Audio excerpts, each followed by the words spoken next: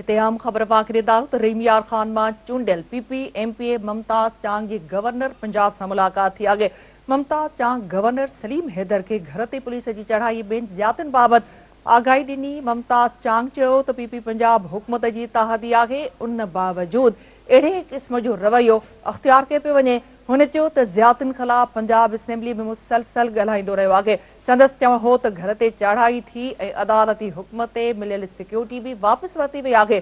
पंजाब जे governor पारां वज़ीर आला मरियम नवाज़ ऐं ॿियनि सां ॻाल्हाइण जी ख़ातिरी कराई आहे। ही अहम ख़बर अव्हांखे ॾियूं पिया। रहीम यार ख़ान मां चूंडियल पीपी एमपीए ममताज़ चांग जी गवर्नर पंजाब सां मुलाक़ात थी आहे। ममताज़ चांग गवर्नर सलीम हैदर खे घर ते पुलिस जी चढ़ाई ऐं ॿियनि ज़ियातुनि बाबति आगाही ॾिनी। ममताज़ चांग चयो त पीपी पंजाब हुकूमत जी ताहदी आहे, उन बावजूद अहिड़े क़िस्म जो रवैयो अख़्तियार कयो पियो वञे। हुन चयो त ज़ियातुनि ख़िलाफ़ पंजाब असेंबली में मुसलसल ॻाल्हाईंदो रहियो आहे।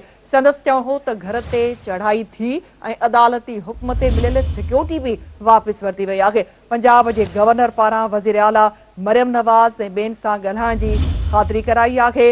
रहीम यार ख़ान मां चूंडियल पीपी एमपीए ममताज़ चांग जी गवर्नर पंजाब सां मुलाक़ात थी आहे। ममताज़ चांग गवर्नर सलीम हैदर खे घर ते पुलिस जी चढ़ाई ऐं ॿियनि ज़ियातुनि बाबति आगाही ॾिनी। ममताज़ चांग चयो त पीपी पंजाब हुकूमत जी ताहदी आहे, उन बावजूद अहिड़े क़िस्म जो रवैयो अख़्तियार कयो पियो वञे।